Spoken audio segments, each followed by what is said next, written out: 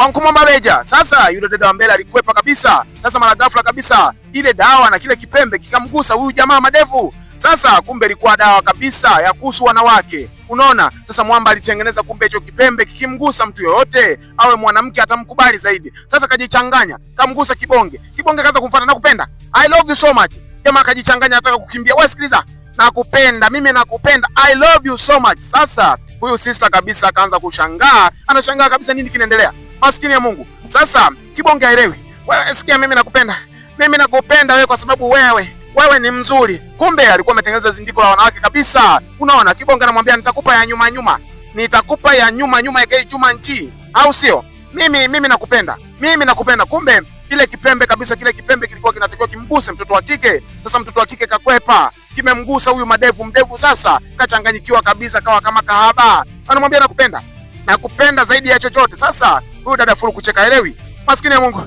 Mimi nakupenda wewe, nakupenda sana. Sasa madevu akaanza kuimba nyimbo za mapenzi kabisa. Anamwimbia nyimbo za mapenzi huyu mshikaji. Huyu jamaa kabisa alikuwa na zindiko la wanawake amelishikilia hapo. Yaani akimgusa mwanamke yote atadata, atapagawa naye. Sasa ile dawa mara ghafla ikamgusa huyu mwamba. Sasa tukirudi kwa nyuma kabisa tunamuona kibonge. Kibonge anakuja taratibu. Sasa yule dada akawa anashangaa, haelewi. Kibonge anakaribia sehemu ya tukio, anaona kabisa kama kuna vitu vinaendelea kinyume kabisa na maumbile. Akaanza kushangaa.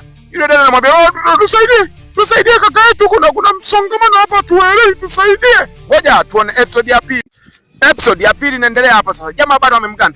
Maskini Mungu, twende ukanipe kidogo jamani. Sasa yule sister alipokuja huyu kibonge akamueleza situation nzima. Kiukweli mimi sijui kinachoendelea.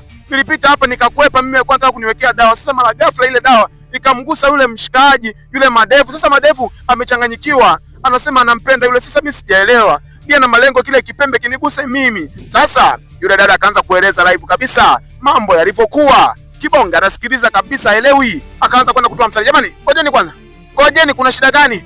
Sasa mimi sielewi. Kiukweli mimi sijui. Huyu jamaa ananikanda kama mwanamke.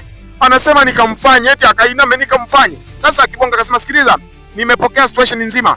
Wewe sikiliza wewe madevu. Vipi madevu analalamika? Mimi nakupenda. I love you, achana na huyu anatufanyia wivu. Twende ukanipe. Sasa Kibonge kabisa akaanza kusema mtulieni nyinyi. Nyinyi hamjui kama ni jinsia moja nyinyi. Wewe akakufanya huyu wakati unaona kabisa ni mwanaume, aenda akakufanya akakuinamisha. Maana yake nini?